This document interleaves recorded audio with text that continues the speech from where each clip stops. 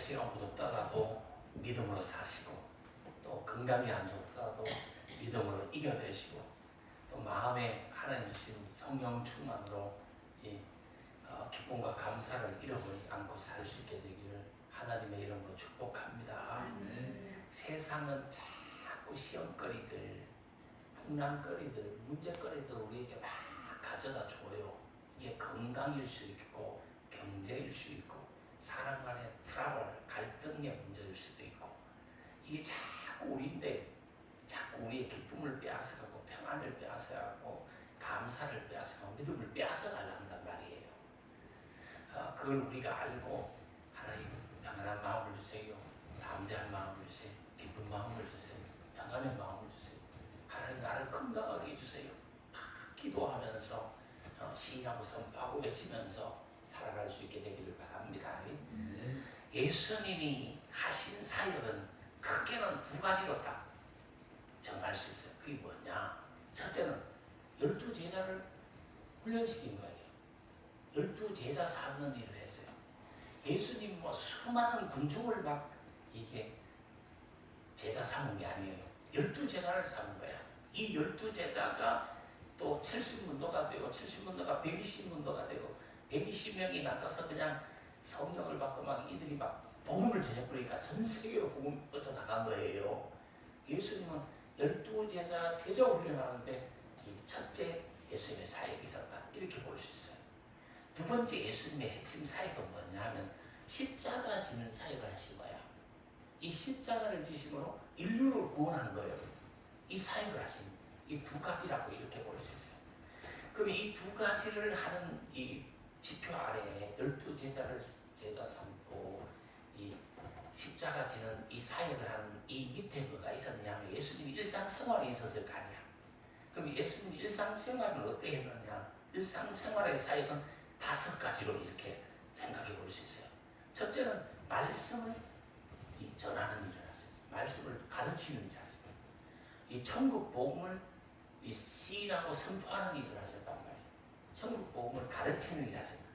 이 두 번째는 천국 복음을 전하는 일을 하는데, 이 전하는 일이 뭐냐면 전도하는 일을 하신 거예요. 세 번째는 뭘 하느냐면 귀신을 쫓아내는 일을 하신 거예요. 예수님 당시에는 귀신 들린 사람이 너무나 많았던 것 같아. 성경에 보면 귀신 들린 사람이 많이 나오잖아. 예수님이 그 귀신들을 다 쫓아내 주신 거예요. 사람의 심령 속에 몰려서 사람의 육신을 병들게 하고 심령을 병들게 하고 생활을 피폐하게 하고 어렵게 하는 이 귀신들을 다 내쫓아 주시는 이런 일을 하신 거예요. 예수 믿으면 귀신이 도망가는 거예요. 예수 이름을 귀신이 제일 싫어하는 거예요. 그 다음에 예수님이 뭘 하셨냐면 병든 자들이 많았던 것 같아요. 예수님 당시 문둥병든 사람도 혈루증 앓는 사람도 있고 이 병든 사람이 너무 많았던 거예요. 그래서 이 병든 사람을 고쳐주는 사역을 하신 거예요. 예수님. 예수님은 무슨 사역했다? 말씀을 선포하는 사역, 천국 복음 전하는 사역이었고, 두 번째 말씀을 전하는 사역, 전도하는 사역을 하셨고, 귀신을 쫓아내는 사역을 했고, 병든 사람을 고치는 사역을 했고, 그 다음에 예언하는, 앞으로 천국이 이렇게 임할 것이다, 이 예언하는 이런 사역을 하셨어요. 예언하는 사역, 이 또 이게 예수님 사역 중에 중요하게 생각합니다. 예수님은 막 오병이의 기적을 일으키면서 굶주린 사람들에게 배를 채워주고 병든 사람을 고쳐주고 귀신 들린 사람을 쫓아주고 이러면서 그들의 이 영육을 구원해 주신 그런 분이죠. 그래서 사람들이 예수님의 소문을 막 널리 전하게 되었던 거예요. 그 지역으로 막 전파하게 되었던 거예요.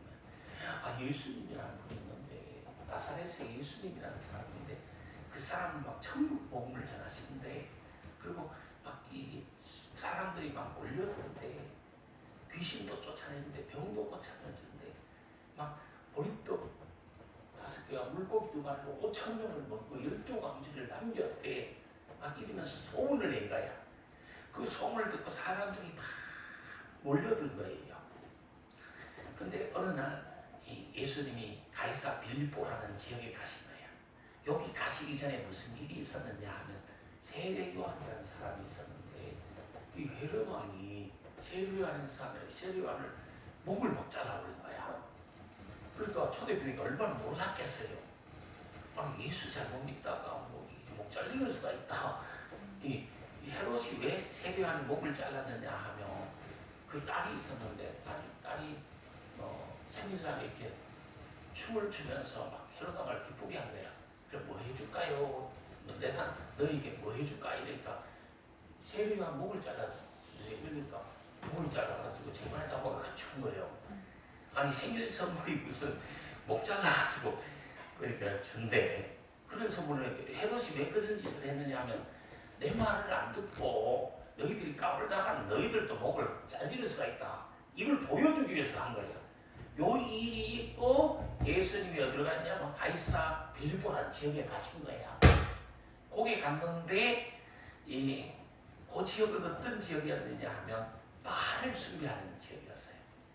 특히 바알을 많이 숭배했다. 바알 신은 뭐냐면 풍요 신을 말하는 거야.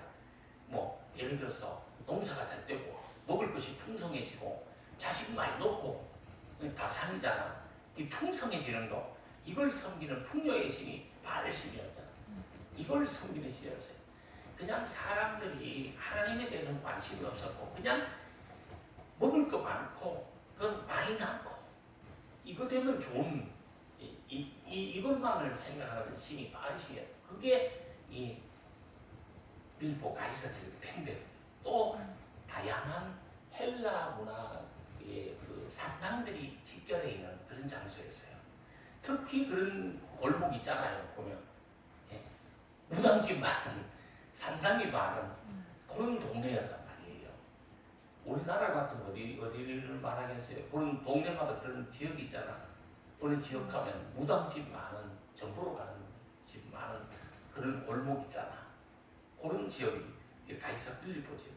이 잡신을 섬기는 지역이었어요.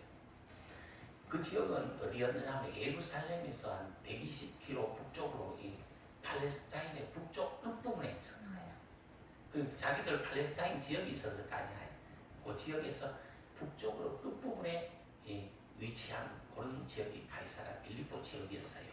거기 가서 예수님이 느닷없이 제자들에게 물어본 거야. 제자들을 12명을 불러모아놓고 물어본 거야. 사람들이 인자를 누구라 하더냐 이렇게 물어본 거야.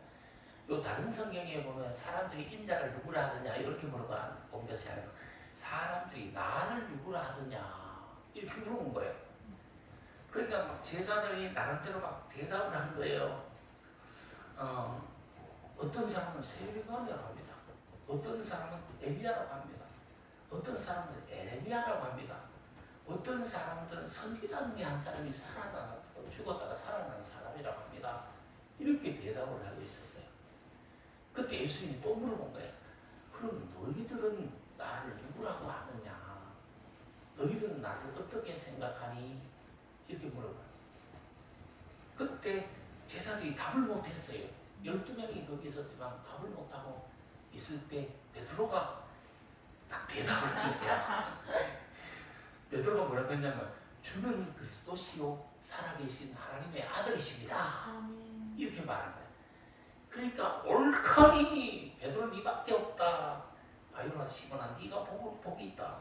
이걸 알게 한 것은 누가 가르쳐주고 한 게 아니라 하늘에 계신 하나님이 너에게 가르쳐줘가지고 한 것이다.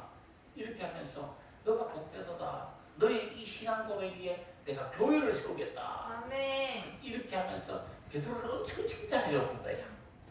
내가 복되도다. 그래서 막 칭찬해. 그게 오늘 본문에 나오는 거예요. 여기서 베드로가 뭐라고 고백했다고 했죠? 주는 그리스도시요 살아계신 하나님의 아들이십니다. 이렇게 고백했다.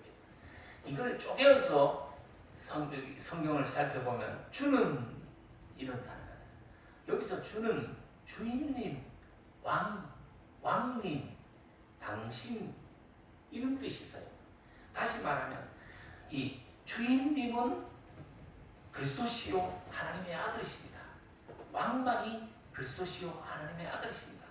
당신만이 이 그리스도시요 하나님의 아들이십니다. 이렇게 고백을 한 거예요. 이 베드로인에 있어서는 예수님이 주인이셨어요. 왕이셨어요. 그리고 또 당신이었어요. 당신, 여기는 우리 한국에서 당신이라는 말은 좀 깔보는 말을 당신이 뭐 이렇게 하잖아. 근데 국어사전에 보면 이게 당신이란 말이 뭐냐, 3인칭 존칭어예요.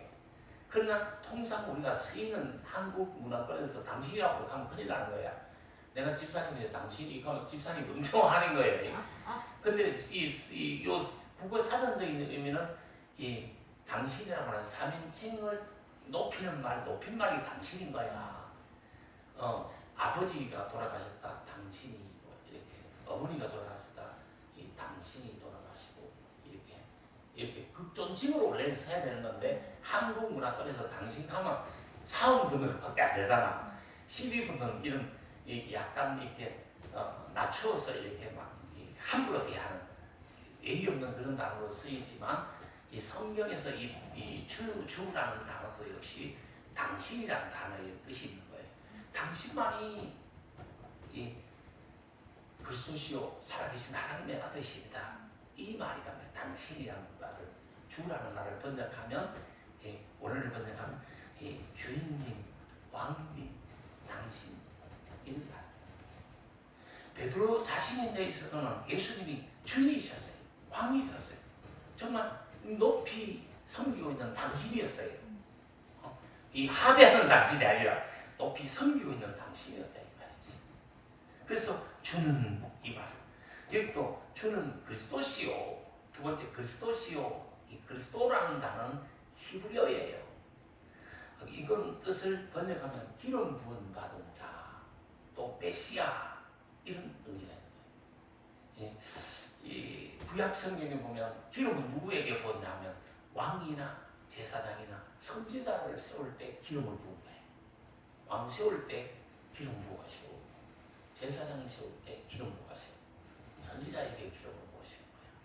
이건 예수님은 제사장이시고 왕이시고 선지자가 되신다, 이런 의미도 있는 거예요. 이 그리스도는 같은 말로 메시아라고 이렇게 보면 되는 거예요. 이 주인님은 그리스도시요, 이 메시아시요, 이 말이 기름 부음 받은 자시요, 이런 의미를 가지고 있는 거예요.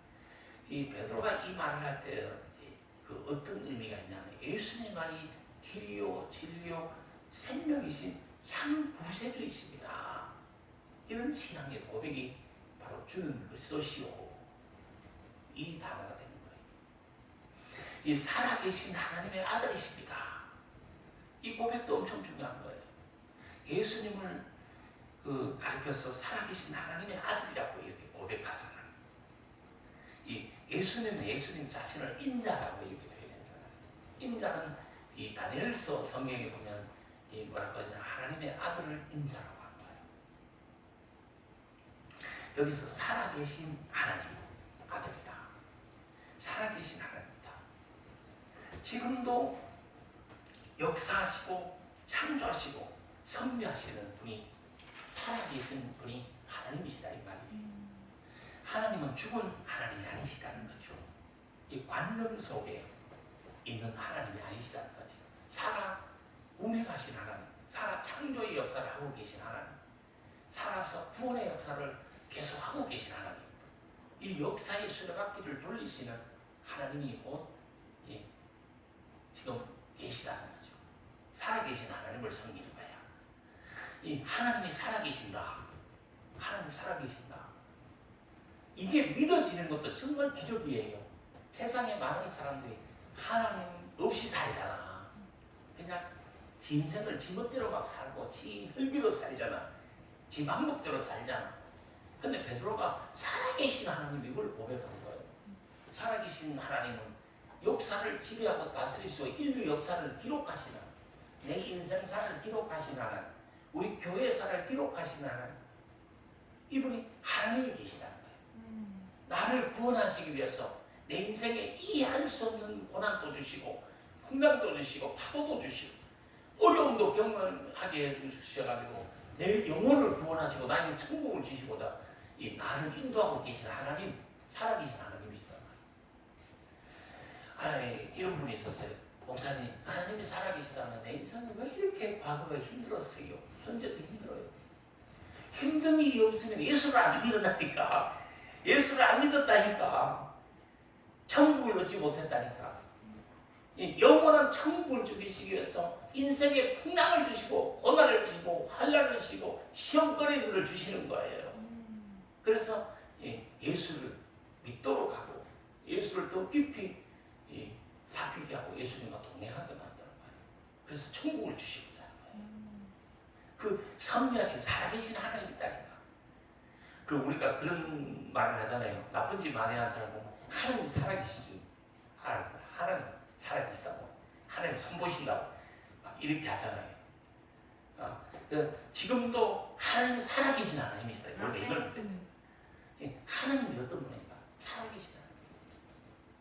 지금도 살아계신. 우리의 예배를 받고 계신 하나님. 우리의 기도를 들으신 하나님. 우리의 찬양을 내 어려운 형편을 살펴보시고 안타까워하고 계신 하나님.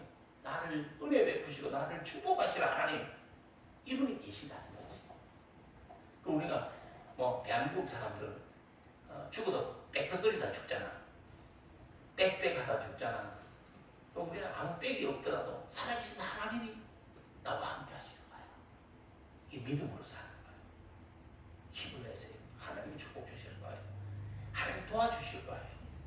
살아계신 하나님 이 자리에 계신 분들과 함께 하시면서 남은 생일을 축복해 주실 것이요. 좀 어렵더라도 천국을 주실 거예요. 아멘. 앞으로 잘 되게 해주실 거예요. 아멘. 믿음으로 막 하면 하나님이 복을 주실 거예요. 오늘 또 역사하시고 섭리하시고 다스리시는 하나님, 살아계신 하나님이라는 거죠. 이 하나님은 있잖아요. 내 뜻대로 막 역사하게 해주는 그런 경우도 있지만 그런 경우보다 내 뜻대로 안 되게 막 역사해주는 그런 경우도 많아요. 나는 하기 싫은데 내가 했을 때 하나님이 역사하는 경우도 많아요. 나는 예배 드리기 싫어. 근데 예배 드렸더니만 하나님이 보호 주셨어. 나는 전도하기 싫은데 막 억지로 전도했더니만 하나님이 역사해 주는 경우가 많아. 나는 기도하기 싫은데 기도했더니만 하나님이 들어주시는 경우가 많아. 내가 쉬는 일을 할 때, 내가 어려운 일을 할 때, 내가 하기 싫은데 정말 했을 때 하나님이 역사하는 경우가 많이 있어요. 아멘. 그러나 또 내가 하고 싶은 일을 막 했을 때 하나님이 축복 주시는 경우도 많고. 그러니까 하나님의 역사는 우리 인간의 기준으로 헤아릴 수 없는 거예요. 앞으로 어떻게 크게 축복받을지 모르는 거예요. 어떻게 잘 될지 모르는 거예요. 어떻게 부흥할지 모르는 거예요. 그래서 항상 소망 가운데 하나님 협력하여 다 선을 이루시고 복을 주실 것을 믿고 살 수 있게 되기를 바랍니다. 아멘. 이 하나님의 아들이다. 살아계신 하나님의 아들이다. 하나님의 아들이다. 이 말은 보이지 않는 하나님이 보이는 하나님으로 이 땅에 오셨고 나타나 주셨다는 이 말의 의미가 있는 거예요. 살아계신 하나님의 아들이시다. 빌립이 예수님에게 하나님을 좀 보여주세요. 이렇게 했던 적이 있어요. 그때 예수님 답이 뭡니까? 나를 본 자는 아버지를 보았거늘 어찌하여 아버지를 보여달라 하느냐. 이렇게 예수님이 말씀하십니다. 예, 그것도 의심 많은 동화 같은 사람은 예수님 장자국 좀 보여주세요. 못자국 좀 만져보게 해주세요. 장자국을 보고 못자국을 봐야 내가 믿겠습니다.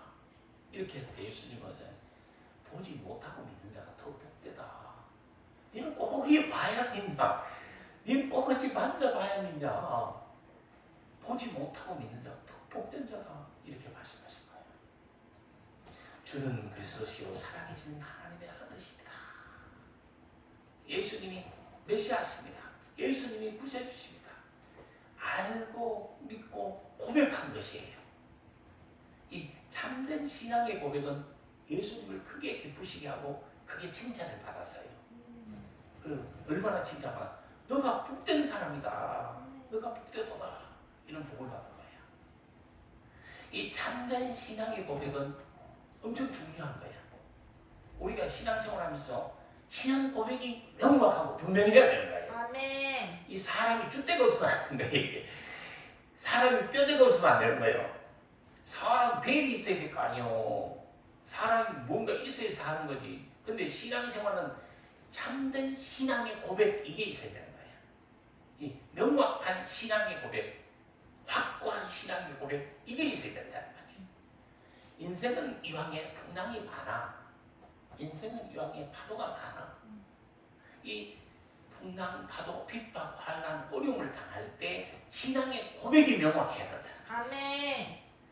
6.25 사병 거치고 일제시대 겪으면서 권총을 있잖아요. 머리 이마에 갖다 대고 너 예수 믿을래 안 믿을래 이런 순간도 있었어요. 너 신사 참배 할래 안 할래? 신사 참배 절함을 하면 네 우상에 절함을 하면 살려주고 우상에 절함을 안 하면 네 죽는 거지. 청하고 가고 가는 거지. 그런 순간이 온다고 할지라도 신앙의 고백이 명확한 사람이 돼야 된다는 거지. 우리가 언제 천국 갈지도 모르잖아. 신앙의 고백이 명확한 사람이 돼. 신앙의 고백은 다양해요. 나는 신앙의 이 고백을 이런 고백 나는 하나님의 사람이다. 성경에 보니까 오직 너 하나님의 사람아. 나는 하나님의 사람이다. 나는 하나님의 자녀다. 이 신앙이 내일에 명확한 거예요. 어떤 순간에서도 나는 하나님의 사람이다. 오직 너 하나님의 사람아. 이 성경 구절이 내 마음속에 어릴 때부터 딱 새겨져 있는 거지. 내가 누구 앞에서나 어떤 자리에서나 나는 하나님의 사람이다. 이 믿음이 있는 이 신앙 고백이 좋은 신앙의 고백이에요. 성경에 보니까 또 신앙 고백 잘하는 사람들이 그 이스라엘 백성들이잖아. 오직 나와 내 집은 오늘부터 여호와 하나님만 섬기겠다. 이 신앙 고백이잖아. 오늘 본문의 베드로 주는 그리스도였어요. 살아계신 하나님의 아들이십니다. 신앙 고백이잖아. 이 인생에 풍랑이 있어도 참된 신앙의 고백이 중요하다는 거지. 인생에 풍랑만 만난 배를 타고 있어도 신앙 고백이 중요하다는 거지. 예수님 제자들 풍랑 만난 배 타고 있었던 적이 있었어요. 다 죽을 판이야. 그 상황 속에서 신앙 고백이 명확한 것이 중요하다는 거지.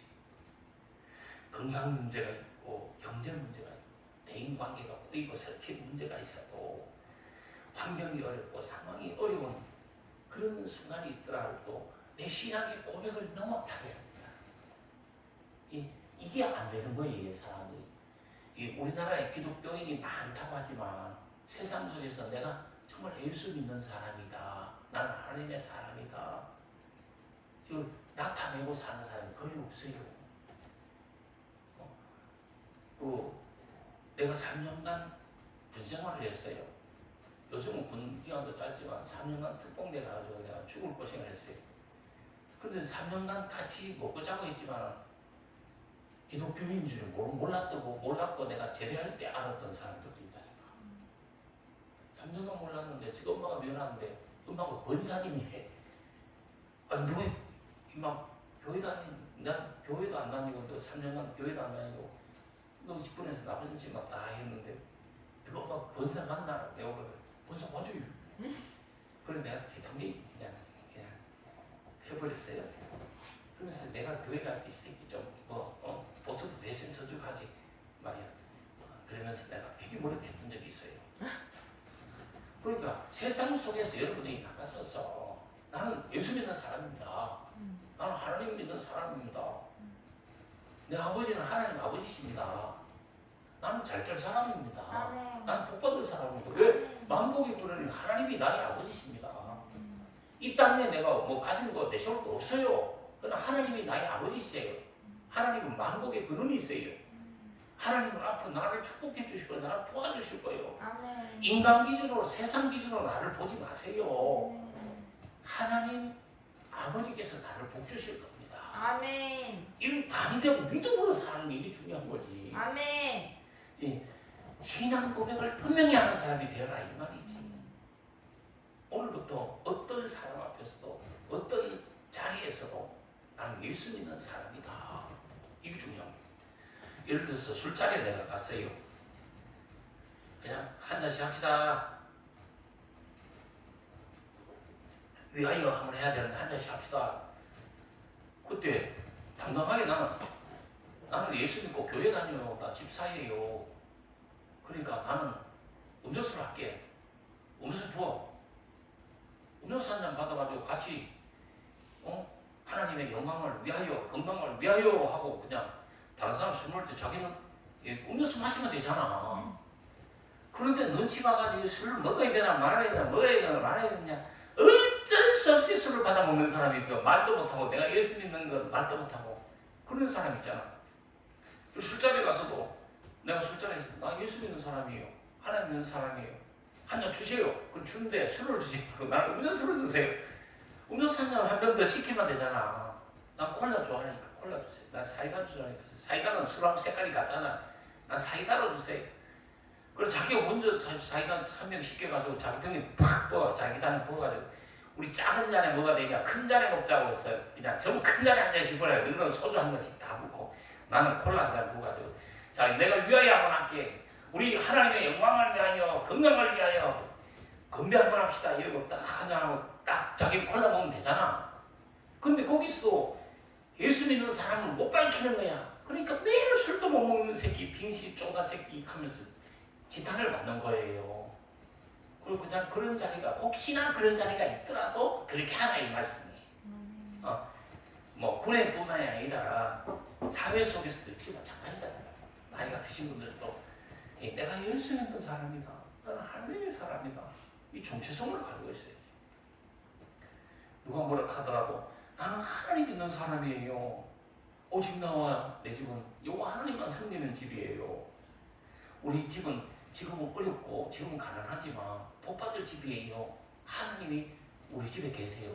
하나님이 나와 함께 계시기 때문에 나는 아들 복받을 나이에요. 내가 하는 일은 잘 될 거예요. 이렇게 만복의 근원이 하나님이시잖아. 그러니까 나의 기쁨은 하나님이십니다. 나의 기쁨은 예수님이십니다. 내 기쁨은 예배하는 겁니다. 내 기쁨은 기도하는 겁니다. 내 기쁨은 찬송하는 겁니다. 내 기쁨은 전도하는 게 기쁨이에요. 내가 이렇게 어렵게 살지만 내 삶으로 통해서 전도하고 선교하고 영혼이 구원받는 일이 일어난다는 거 이게 내 기쁨이에요. 이런 좋은 신앙의 고백을 하라는 거지. 분명한 신앙의 고백을 가지고 힘을 모아서 예배하고 기도하고 찬양하고 전도하고 선교하는 교회가 되어져야 되는 거야. 아멘. 교회는 뭔가 일을 해야 하나님 복 주시는 거야. 아멘. 우리가 분명한 신앙의 고백을 가지고 힘을 모아야 되는 거야. 교회 와서 힘을 모으고 기도를 모으고 찬양을 모으고 영적인 힘을 모아서 이 전도하고 선교하고 영혼을 구원하는 일을 해야 되는 거야. 그럴 때 하나님이 이 땅에 우리가 물질도 풍성히 주시고 건강도 주시고 다 하는 거예요. 이 풍랑 많고 시험 많아도 하나님의 사랑으로 하나님과 함께 일하면서 사는 사람들이 되셔야 되는 거예요. 이 성령님이 우리들에게 너는 나를 누구라고 하느냐? 너는 인자를 누구라고 하느냐? 이렇게 물으실 때 주는 그리스도시요 살아계신 하나님의 아들이십니다. 이 명확한 고백을 해야 된다는 거지. 나는 하나님을 섬기는 사람입니다. 아멘. 예수님을 구주십니다. 아멘. 나는 하나님의 자녀입니다. 이런 고백을 할 수 있어요. 이 고백으로 하나님을 기쁘시게 하고 하나님께 칭찬 듣는 저와 여러분이 되게 되기를 주님의 이름으로 축복합니다. 아멘. 기도하겠습니다. 하나님 아버지 감사합니다.